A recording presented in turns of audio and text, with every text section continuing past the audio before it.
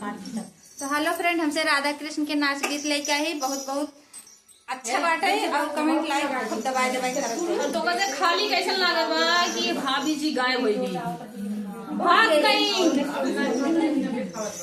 हमारे कंचन भाभी भाग गई। तो हमसे इतने जनी दिखाते है ओ पे देखियो कहेंगे ना पकड़ के लाओ,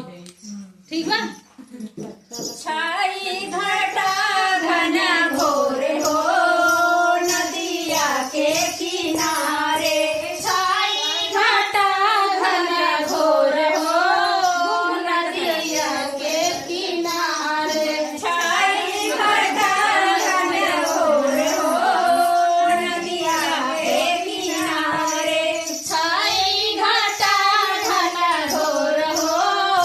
नदिया के किनारे, नदिया किनारे कान्हा बसिया बजाई, नदिया किनारे कान्हा बसिया बजाई, नदिया किनारे कान्हा बसिया बजाई, नदिया किनारे कान्हा बसिया बजाई, राधा नाचै जैसे मोर हो नदिया के किनारे, राधा नाचै जैसे मोर हो नदिया के किनारे, राधा नाचै जैसे मोर हो नदिया के किनारे, नागा नाचै जैसे मोर हो नदिया के किनारे, छाई घटा घन घोर हो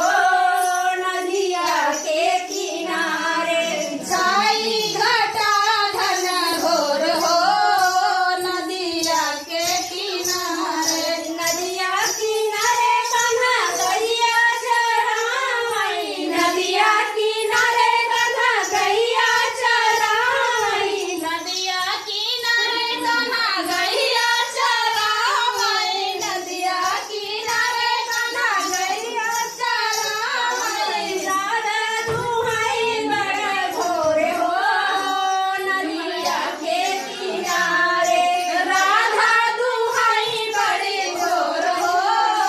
नदिया के किनारे, राधा दुहाई बड़े घोर हो नदिया के किनारे, राधा दुहाई बड़े घोर हो नदिया के किनारे, छाई घटा घन घोर हो नदिया के किनारे, छाई घटा घन घोर हो नदिया के किनारे, नदिया किनारे कान्हा रास रचाई, नदिया किनारे कान्हा रास रचाई, नदिया किनारे कान्हा रास रचाई, नदियन नाचै चारू ओर हो नदिया के किनारे, गोपियन नाचै चारू ओर हो नदिया के किनारे, गोपियन नाचै चारू ओर हो